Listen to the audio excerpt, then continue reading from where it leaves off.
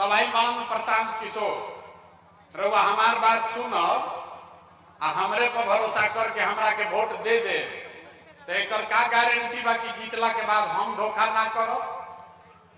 ए भाई, पहले के नेता लोग भी तो बढ़िया बढ़िया बोल के गइलन जा, तो जैसे पहले के नेता लोग धोखा कैलस तो प्रशांतो किशोर धोखा कर सकेला।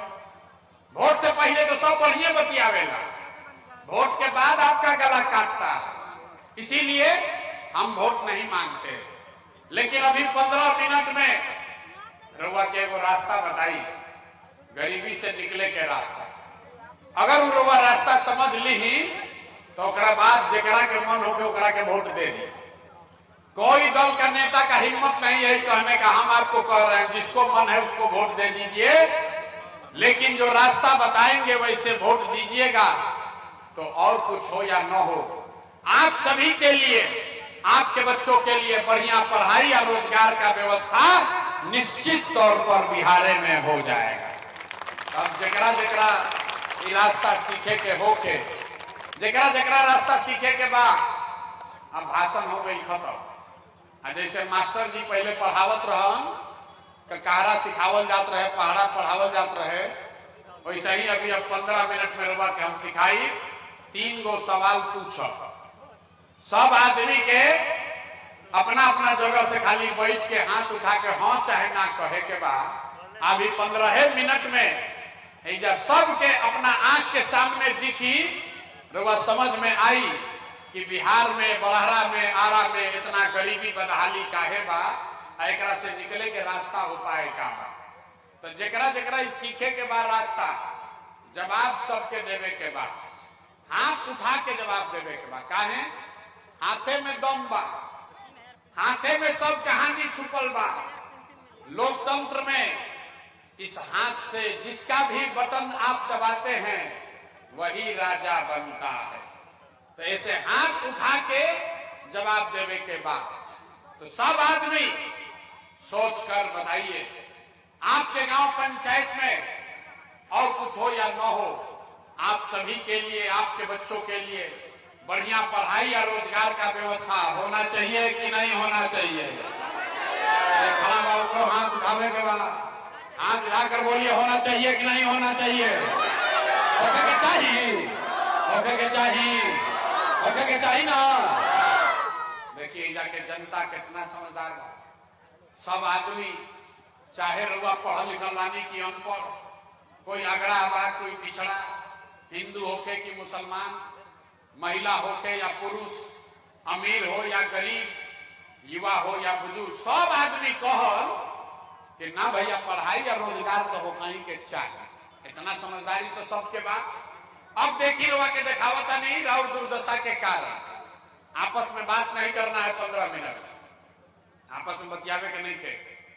सब आदमी अभी देखिए अपने दुर्दशा का कारण, अपने अपने जरा बच्चों का चेहरा याद कीजिए। सबको अपना अपना बच्चा के चेहरा याद कर लेवे के बाद और अपन लड़कन के नाम पर एक बार ईमानदारी से बताइए, आप में से किसने जीवन में एक बार भी अपने बच्चों के पढ़ाई रोजगार के लिए वोट दिया है? देखिए कैसे चुप, मातम बनाए चुप। अभी कितना जोर से बोल ली, हाँ ए भैया पढ़ाई या रोजगार होके के चाहिए ना, लेकिन आज तक पढ़ाई रोजगार खातिर वोट ना दिया। रवैया बैठ के गरियावत अनी मुखिया के, कोई गाली देता मोदी के, कोई नीतीश के, कोई लालू के। अरे भाई, आपने तो अपने बच्चों के पढ़ाई रोजगार के लिए आज तक वोटे नहीं दिया। अब कोई खड़ा होके कहता ये भैया हमनी से तो कोई पढ़ाई रोजगार खातिर वोट मांगे है ना कोई। एकर का गारंटी बा कि पढ़ाई रोजगार खातिर वोट दिया जाए तब मिली? हम रउआ के बतावत नहीं, एकर गारंटी बा। वोट जकरा के मन होके ओकरा के दे दी, लेकिन अपने बच्चों के लिए अगर आपको पढ़ाई रोजगार चाहिए तो मिलेगा ही मिलेगा, ना मिले तो हमार गर्दन पकड़े के बाद। कैसे मिली? अभी जादू देखी, अभी हाथ मत उठाई, जादू देखी अपना आंख के सामने। हमारा काला भरोसा मत करी, अपने आंख के सामने जादू देखिए कि कैसे आपके बच्चों को पढ़ाई रोजगार मिलेगा। सब आदमी सोच के दूसर सवाल के जवाब दी। आज तक आपने जिसको भी वोट दिया, जेकरा के हमनी के वोट देनी जा, वो नेता सब हमनी के काम कैले वालों की नहीं थे कैले? नेता लोग काम किया है कि नहीं किया है? जोर से हाथ उठाकर बताइए, किया है कि नहीं किया है? ए भाई जोर से बोलिए, मुंह खोल के, किया है कि नहीं किया है? नहीं किया है, नहीं कर गए ना। अब हाथ नीचे कर ली, जादू देखती, बैठ जाएंगे, अब जादू देखती। आपने कहा कि भैया आज तक जौना दल के नेता के वोट देनी जा, कोई तो हमनी के कामे ना कैलस, तो अब जादू देखी। पूरे बिहार सही बात बोलब तो सबके हाँ बोले के बाद, आ गलत बोलब तो ना बोलब, बात खत्म हो। 2 मिनट में रुआ दिखी कि पढ़ाई रोजगार कैसे मिली। पूरा बिहार में आपके गांव पंचायत में इस सभा में आए बहुत सारे लोगों ने 5 किलो अनाज के लालच में मोदी जी को, भाजपा को वोट दिया है। तो बिहार में चाहे जितना चोरी भ्रष्टाचार बा, 1 किलो चोरी करके 4 किलो अनाज ऐजा के आदमी के मिलता कि नहीं मिलो? बोले के बाद मिलता कि नहीं मिलो? आपने हमने वोट दिया हिंदू मुसलमान बन के। सब हिंदू लोग कहे कि भैया हमार दशा कुछो हो, सलेमपुर के दशा कुछो हो, देखा तनी रोड टूटल बा, हमनी के दशा कुछो हो के पहले अयोध्या में राम जी के मंदिर बने के चाहिए। तो भैया आपके गांव में नाली गली नहीं बना, स्कूल अस्पताल नहीं हुआ, आपको इंदिरा आवास नहीं मिला, लेकिन आपके वोट से अयोध्या में राम जी का मंदिर बना है कि नहीं बना है? हमने वोट दिया बिजली के नाम पर नीतीश कुमार के। कुछ आदमी कहल कि भाई हम मोदी के ना दे, हम तो नीतीश के दे। हमने के बिजली पानी सड़क नीतीश के राज में मिले के चाहिए। लालू जी के जंगल राज रहे तो गरी हमने के बिजली पानी सड़क ना रहे बिहार में। तो नीतीश के बिहार में इसी भ्रष्टाचार वाले राज में बिजली के बिल 1000 आवे चाहे 2000, घरे घरे बिजली आई बा कि नहीं के आई? अथवा उठा के बोले के बा, लड़का बोरा उठाओ तो हाथों नहीं के उठो। बिजली आया है कि नहीं आया है? हमने वोट दिया जाति के नाम पर। बिहार में आदमी कहेला कि जी ही चाहे मर जाए अपना जाते वाला के वोट दे। तो भैया राहुल जात के नेता ने, आपके जात के नेता ने आपके बच्चों के लिए पढ़ाई रोजगार का बात नहीं किया, लेकिन जाति का बात और जाति का गिनती जनगणना पूरा बिहार में कराया है कि नहीं कराया है? अरे जाति के जनगणना भइल बा कि नहीं? क्या भाई हाथवा का नहीं लोग हाथ लाकर बोलिए, हुआ है कि नहीं हुआ है? हुआ है। हमने वोट दिया सिलेंडर के लालच में मोदी जी को। सब है कहल कि अब हमने के सिलेंडर पर खाना बनावल जाए। तो भैया सिलेंडर के दाम 1000 हो कि 1200, घरे घरे सिलेंडर बटाई बा कि नहीं के बटाई? हमने वोट दिया मोदी जी का भाषण सुन के। लोग कहल कि मोदी के भाषण सुननी है, मोदी के वोट दे कि मोदी गुजरात में बड़ा विकास कैले बाड़ा, बिहारों में सही विकास होके के चाहिए। तो भैया मोदी गुजरात में विकास तो कर रहे हैं, पूरा देश का पैसा ले जाकर गुजरात के गांव-गांव में मोदी फैक्ट्री लगा रहे हैं और पूरे बिहार से, बड़ारा से, संदेश से, सहार से, जगदीशपुर से, आरा से राउर हमार लड़का घर के सवांग गुजरात में जाकर लोग नौकरी मजदूरी करो कि नहीं गंजा करो। तो कौना बात पर वोट दिया जाओ कि ना मिलो? अभी तो रउआ कहनी अपना लड़कन के नाम पर कि भैया जीवन में अपना लड़कन के पढ़ाई रोजगार खातिर वोट ना देंगे। यह तो दिखावे आई बानी। देखिए मंदिर में घंटी बाज, यह दिखावे आई बानी। वोट बोइएगा बबूल तो आम कहां से खाइएगा? वोट दीजिएगा 5 किलो अनाज के लिए तो रोजगार कहां से मिलेगा? आपने अनाज के लिए वोट दिया, अनाज आपको मिल रहा। आपने मंदिर के लिए वोट दिया, अयोध्या में मंदिर बना है। आपने जाति के लिए वोट दिया, जाति के चर्चा गणना हो रहा है। आपने सिलेंडर के लिए वोट दिया, घर घर सिलेंडर बटा है। आपने बिजली के लिए वोट दिया, घर घर बिजली आई है।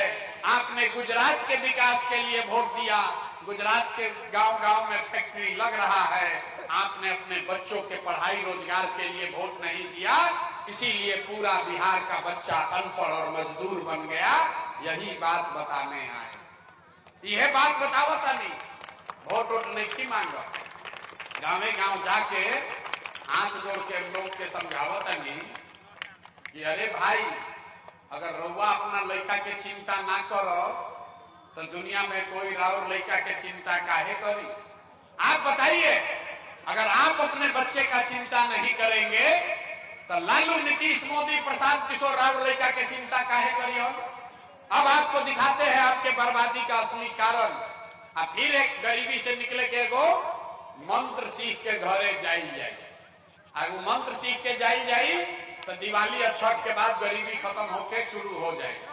अभी तीसरा सवाल का जवाब देना है, अंतिम सवाल। सब आदमी सोच के बताई, और कुछ हो या ना हो, आपको अपने बच्चों की चिंता है कि नहीं है। हाथवा उठावे के बाद अपना लेकिनों का हाथ नीचे उठो। अपने बच्चों की चिंता है कि नहीं है। सबका सब झूठ बोल रहे। हम आपके गांव में घुस के कह रहे, कोई नेता ना, कोई नेता के दम नहीं थे कि आके कह सकेला।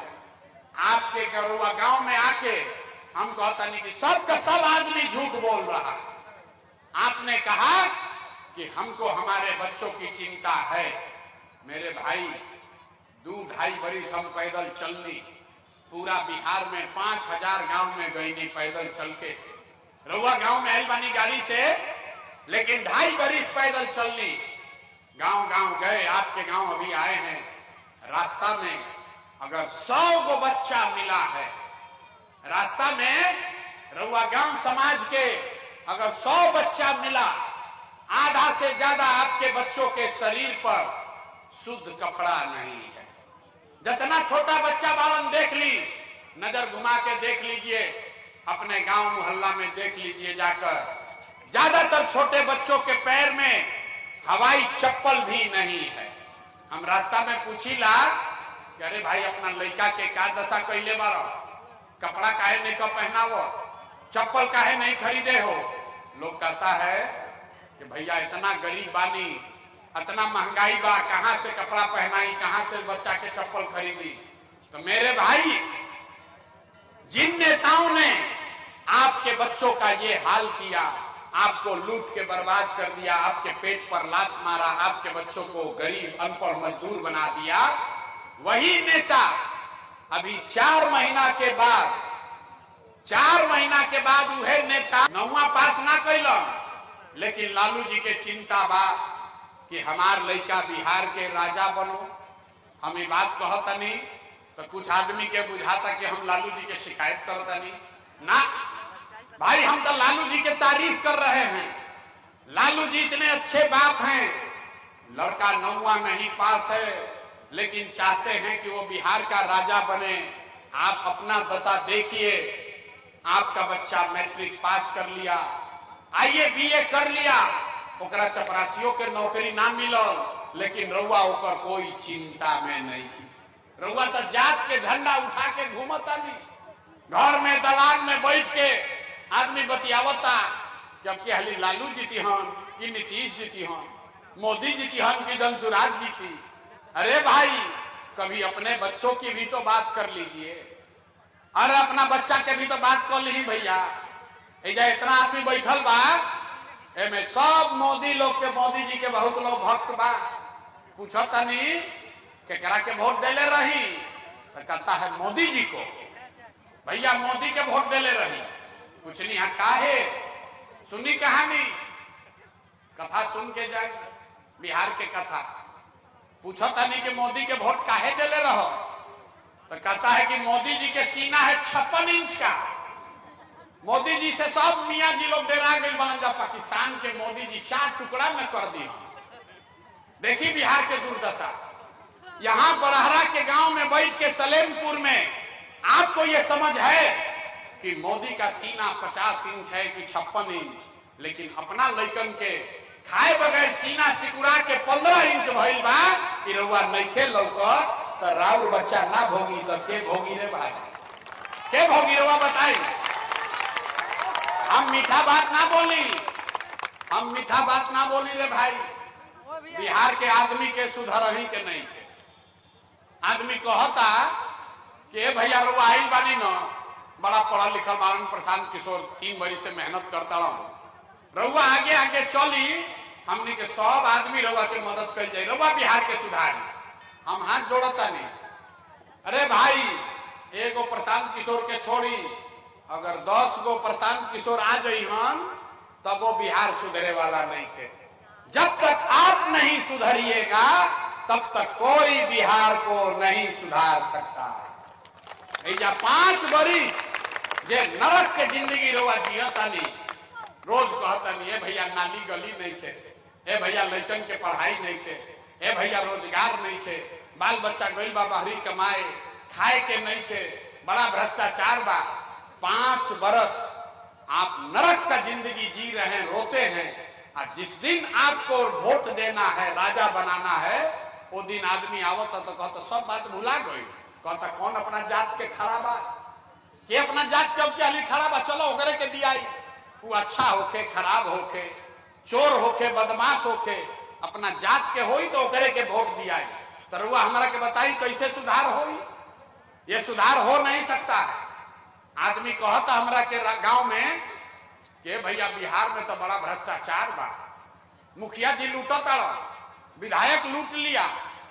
आप बताइए, अभी 3 बरिस पहले मुखिया के चुनाव भई, जब चुनाव हुआ मुखिया का तो 500-500 रुपया लेकर वोट बेचे आप, जात के नाम पर मुर्गा भात खा के वोट दिए आप, 2-2 गो पाउच पर वोट का सौदा किए आप, तो भैया आपका मुखिया विधायक चोर नहीं होगा तो हरिश्चंद्र होगा।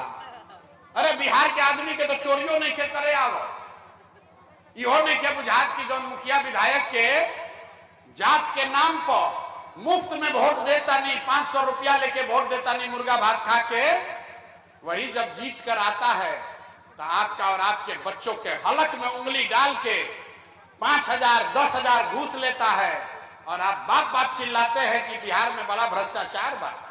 अरे भैया जैया 500 रुपया लेके वोट देते रहो, वो दिन ना बुझात रहे भ्रष्टाचार का होला। बिहार में हर आदमी सोचता कि हम लूट के घर भर ली और बाकी सब ईमानदार हो जाओ। ये कभी हो सकता है?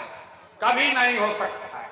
हमरा यो मालूम बा कि रउआ सुधरे वाला नहीं थी, हम मुहे पर कहता नहीं।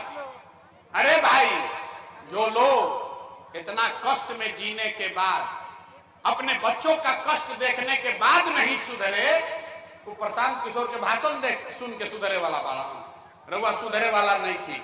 हम 3 बरिस पैदल चली कि 30 बरिस चल दी, आपको सुधरना नहीं है। इसीलिए आपको एक रास्ता बताते हैं, आपको जो करना है कीजिए, लेकिन इस रास्ते पर चलिए, आपका गरीबी खत्म होगा। सब आदमी समझिए, अगली बार जब वोट देने जाइए, जकरा के मन होके ओकरा के वोट दीजिए, लेकिन वोट देते समय एक संकल्प लीजिए, इस बार जिन नेताओं ने बिहार को लूटा है, जो नेता लोग बिहार के लुटले बाड़न जा, जिसने आपके बच्चे को अनपढ़ मजदूर बनाया है, जिन नेताओं ने पूरे बिहार को बर्बाद किया हो, उसने चाहे वो जाति का है या धर्म का, आपके दल का है या गांव का, उसको वोट नहीं देना है। तो सब आदमी के हाथ उठा के संकल्प लेने के बाद, कहीं आदमी ना सुधरिए ना, तो धीरे धीरे उठाओ, हाथ उठाइए, हाथ पूरा उठाइए, जो खड़े हैं उनको भी उठाना है, और उठाकर बोलिए जिन नेताओं ने बिहार को लूटा है उसको वोट देना है कि नहीं देना है? जोर से बोलिए, देना है कि नहीं देना है? और जात के हो अंत दे कि ना दे? जोर से बोलिए, आपके जाति का होगा तो दीजिएगा कि नहीं दीजिएगा? हिंदू मुसलमान करेगा तो दोगे कि नहीं दोगे? 2000 रुपया ला के दी हम तो दे कि ना दे? 2000 रुपया देगा तो दीजिएगा कि नहीं दीजिएगा? नहीं दीजिएगा? बैठिए, हम बताते हैं। 2000 रुपया देगा, 2000 रुपया नेता लोग ला के दी हम तो पैसा लेने के बाद, काहे लेने के बाद सुन लो, ए भाई पूरा रास्ता समझिए, तबे गरीबी से निकलिएगा। 1000 2000 रुपया देगा तो आपका पैसा लेना है। क्यों लेना है आप बताइए। 5 बरस राशन कार्ड बनाने में आपसे घूस लिया है कि नहीं लिया है? बोलिए, राशन कार्ड बनाने में घूस ले बा कि नहीं हम ले ले? ए भाई जोर से बोलो, राशन कार्ड में घूस लागल बा कि नहीं के लागल? जाति प्रमाण पत्र बनावे में पैसा लागल बा कि नहीं के लागल? थाना वाला पैसा पुलिस वाला ले रहा है घूस की नहीं ले रहा है? बिजली का बिल गलत आ रहा है कि नहीं आ रहा है? सीओ वीडियो लूट रहा है कि नहीं लूट रहा है? अब एक गाँव 100 रुपया के शराब 300 रुपया में बेचाता है कि नहीं के बेचा? ए भाई शराब बेचाता है कि नहीं के बेचा? तो 5 बरिस आप ही का पैसा लूटा है और लूट के अभी 1000 रुपया ला के भोटवा के समय देगा तो आप ही का पैसा है, पैसा लेना है। लेकिन लेवे के बाद एक संकल्प, एक मंत्र याद कीजिए, गरीबी से निकलने का मंत्र। एक संकल्प लेना है। इस बार जब वोट देने जाइए तो एक बार जीवन में एक बार ये संकल्प लीजिए, एक बार जीवन में वोट किसी नेता के लिए नहीं, दल के लिए नहीं, जात के लिए नहीं, धर्म के लिए नहीं, नाली गली के लिए नहीं, 5 किलो अनाज के लिए नहीं, मंदिर मस्जिद के लिए नहीं, लालू नीतीश मोदी प्रशांत किशोर के लिए नहीं। जीवन में एक बार वोट अपने अपने बच्चों के लिए देना है, अपने बच्चों के पढ़ाई या रोजगार के लिए देना है। ताली नहीं क्या बजावे के, ताली नहीं क्या बजावे के, हाथ उठा के मुट्ठी बांध कर संकल्प लेना है। हाथ उठाइए, एक एक आदमी को हाथ उठाना है और संकल्प लीजिए, अगली बार वोट अपने बच्चों के लिए देना है कि नहीं देना है? अपना बच्चा खाती कि लालू जी के लड़का खाती? अरे अपना बच्चा खाती कि नेताजी के बच्चा खाती? जोर से बोलिए, अपने बच्चों के लिए वोट देना है कि नहीं देना है? देना है। उठाओ, हाथ उठा दिए, हाथ नीचे कीजिए। आधा आदमी के ना बुझाई ये भैया अपना बच्चा के वोट देने से क्या हुई, अभी समझ लीजिए क्या होगा। रउआ अपना बच्चा खातिर वोट दे तो क्या हुई, अभी देखिए जादू। आपने मोदी का चेहरा देखकर वोट दिया, रउआ सब मोदी जी के चेहरा देख के वोट देनी जा, तो चाय बेचे वाला मोदी देश के राजा हो गए। रउआ लालू के चेहरा देख के वोट देनी तो भैंस चरावे वाला लालू यादव 30 वर्ष से बिहार के राजा बाड़न। आपने नीतीश का चेहरा देखकर वोट दिया तो वैद का लड़का नीतीश कुमार 20 वर्ष से बिहार के राजा हैं।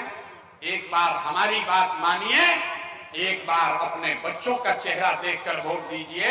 रउआ वोट में इतना ताकत बा, आपका लड़का भी बेरोजगार और अनपढ़ नहीं रहेगा, लेकिन वोट अपना बच्चा खाती देवे के बाद कि नहीं देवे के? आप सोच के बताइए, हाथ उठाकर संकल्प लीजिए, अपने बच्चों के लिए वोट देना है कि नहीं देना है? देना है। झूठ नहीं ना बोल रहे हैं, झूठ नहीं ना बोला। तो अगर झूठ नहीं बोला तो लिख के हमरा से ले ली। अब की हाली जब दिवाली 5 मिनट और बैठी, 5 मिनट बैठिए, घूमिए मत। इस बार जब दिवाली और छठ आप मनाइएगा, अब की हाली जब दिवाली और छठ रुआ मनाई तो आपके जीवन का, बिहार के बदहाली का ये अंतिम दिवाली और छठ होने जा रहा है। अब बजा लीजिए ताली, तब बताएंगे कैसे। ना ताली ना बजल ताली जोर से। आप 4 महीना में गरीबी खत्म होने का रास्ता शुरू होने वाला है। इसका तारीख कैसे खत्म होगा अभी सुन लीजिए। जब आप अपने बच्चों के लिए वोट दीजिएगा, बिहार में इस बार जनता का राज बनेगा।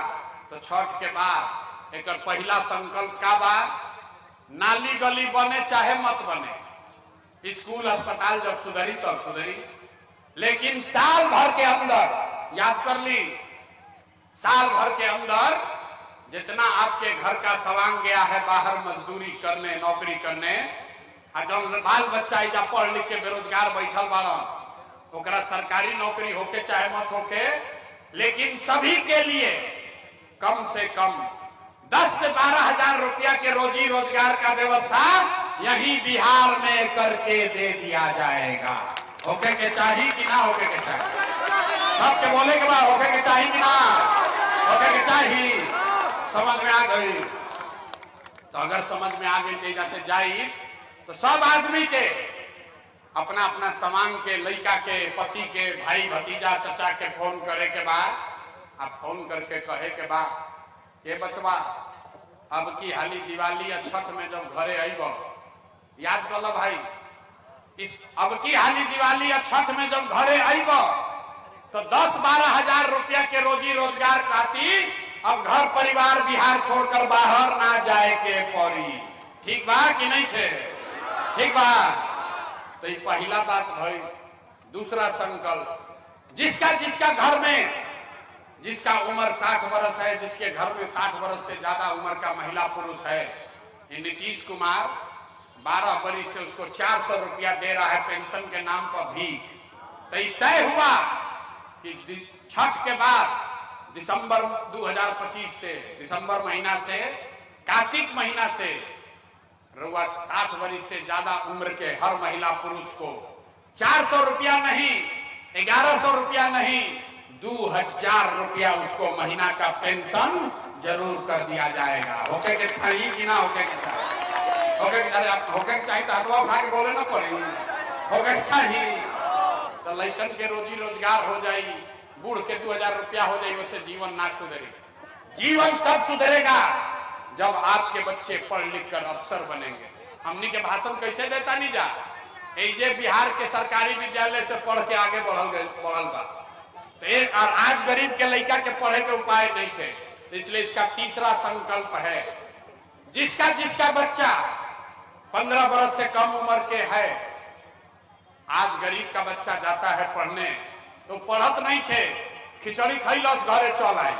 तो ऐसे तय भाई कि जब ये जनता का राज बनेगा तो जिसका बच्चा भी 15 साल से कम उम्र का है, जब तक आपका सरकारी विद्यालय नहीं सुधरेगा, रुआ अपन लड़का के प्राइवेट अंग्रेजी स्कूल में भेजी, स्कूल के फीस और खर्चा सरकार के ओर से दिया जाएगा ताकि गरीब से गरीब का बच्चा भी अंग्रेजी स्कूल में पढ़ सके। अब आप बताएंगे रुआ लड़कन के अंग्रेजी स्कूल में पढ़ावे के बाद कि नहीं पढ़ावे के बाद तो सब सुन लेनी। तो अब तनी होशियारी से बताई कि 5 किलो अनाज चाहिए कि लड़कन खातिर रोजगार चाहिए? अथवा उठा के बोले तो ऐसे ना छोड़ो। 5 किलो अनाज चाहिए कि रोजगार चाहिए? नेता सब इतना चूस ले बड़ा सन की मुंह में से आवाजों नहीं निकलो। जोर से बोलिए, 5 किलो अनाज चाहिए कि रोजगार चाहिए? अपना जात का नेता चाहिए कि पढ़ाई चाहिए? जात चाहिए कि पढ़ाई चाहिए? पढ़ाई चाहिए कि जात चाहिए? लालू नीतीश मोदी के राज चाहिए कि जनता के राज चाहिए? ना जरा लालू चाहिए लालू बोलो, जितना मोदी जरा मोदी चाहिए मोदी बोलो। रे भाई झूठ बोलिएगा फिर पकड़ा जाइएगा। सोच कर बोलिए, लालू नीतीश मोदी का राज की जनता का राज। आदमी ना सुधरियन, बहुत आदमी नहीं बोला, हम काहे बोले, हम तो बाद में करम निर्णय ना सुधरियन, अपने डूबियन हमनियों के डूबियन। सोच के बोलो भैया। अंतिम बार पूछा था नहीं, लालू नीतीश मोदी का राज की जनता का राज?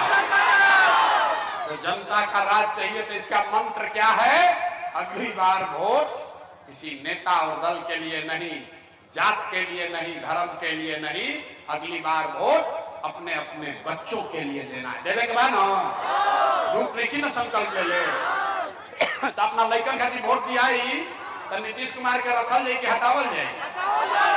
भाई जोर से बोलिए, नीतीश को रखना है कि हटाना है?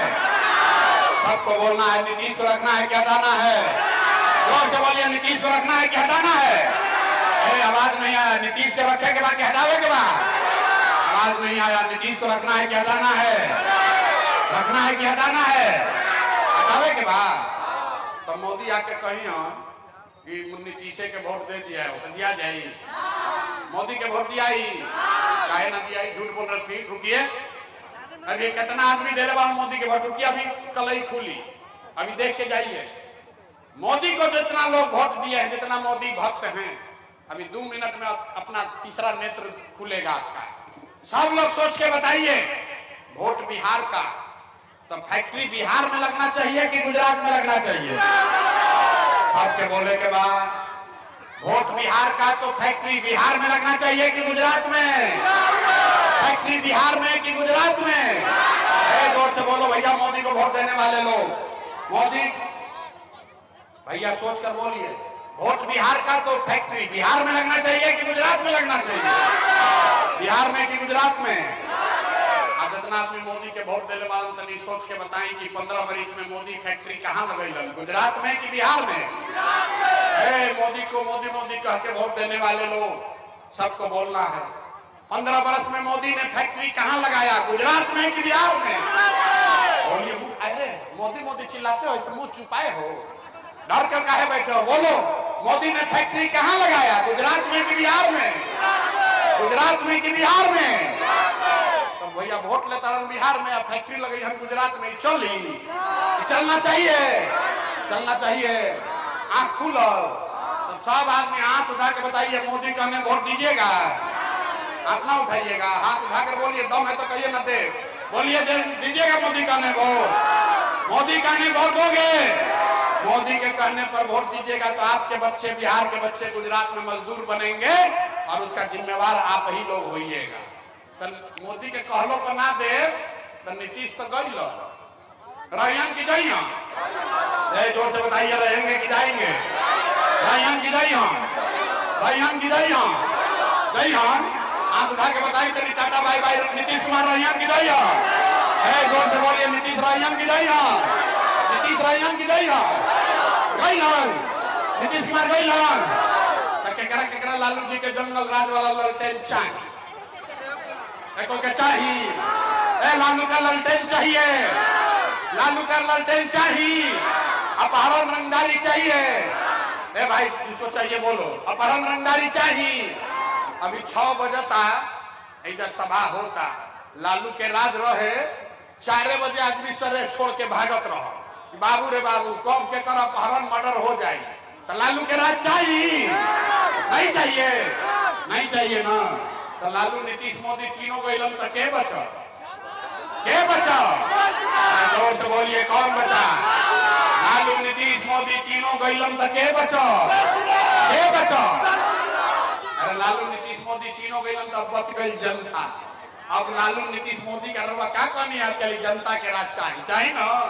तो जोर से बोलिए, लालू नीतीश मोदी चले गए तो कौन बचा, कौन बचा? जोर से बोलिए, कौन बचा, कौन बचा? अब बिहार में लालू नीतीश मोदी का राज नहीं, जनता का राज होना चाहिए, जन सुराज होना चाहिए। होके के चाहिए कि ना होके के चाहिए, होके के चाहिए। चलिए जोर से बोली तो जय बिहार।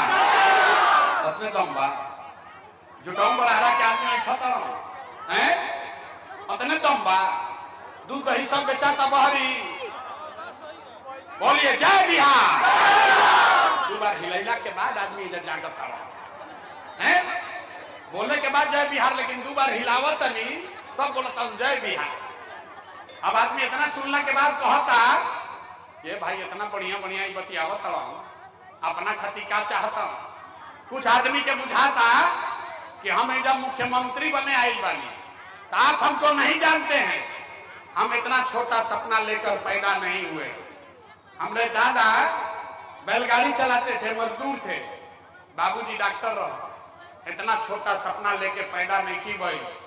इतना पसीना मुख्यमंत्री बने खातिर नहीं की बहावत, ये पसीना इसलिए बहा रहे हैं कि ये सपना लेकर आए हैं कि अपने जीवन काल में एक ऐसा भी दिन देखें जब हरियाणा पंजाब से, महाराष्ट्र गुजरात से लोग बिहार में नौकरी मजदूरी करे यहाँ, तब मानल जाए कि बिहार में विकास हो गया।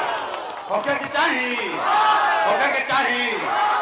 तो हम लोग से वोट मांगनी ना, पैसा चंदा लीनी ना, तो और कुछ ना। अगर बात ठीक बुझाई होके तो जाए से पहले हाथ उठा के आशीर्वाद दी, हाथ उठाकर आशीर्वाद दीजिए और बताइए ये प्रयास होना चाहिए कि नहीं होना चाहिए, होने के चाहिए। बिहार में बदलाव होना चाहिए कि नहीं होना चाहिए, होना चाहिए कि नहीं होना चाहिए। बिहार में लालू नीतीश मोदी का राज खत्म होना चाहिए कि नहीं होना चाहिए, होने के चाहिए कि ना। बिहार में जनता का राज कायम होना चाहिए कि नहीं होना चाहिए, होना चाहिए। तो बस एक बार बोलिए जय बिहार। मजा आया। जोर से बोलो जो पीछे खड़ा है, झारखंड में रहते हैं। बहुत सब दिल्ली में, बॉम्बे में कुटाई होता हमनी के। जोर से बोलो जय बिहार, जय बिहार। 4 महीना जब मंदिर के परिसर में आई बनी, हमरो जाए के बाद दर्शन करे। 4 महीना में आपका जीवन बदलने वाला है। बिहार में नई व्यवस्था कायम होने वाली है। ठीक है ना? ओके ना प्रयास? सब लोग तैयार है ना? सब कोई तैयार है ना?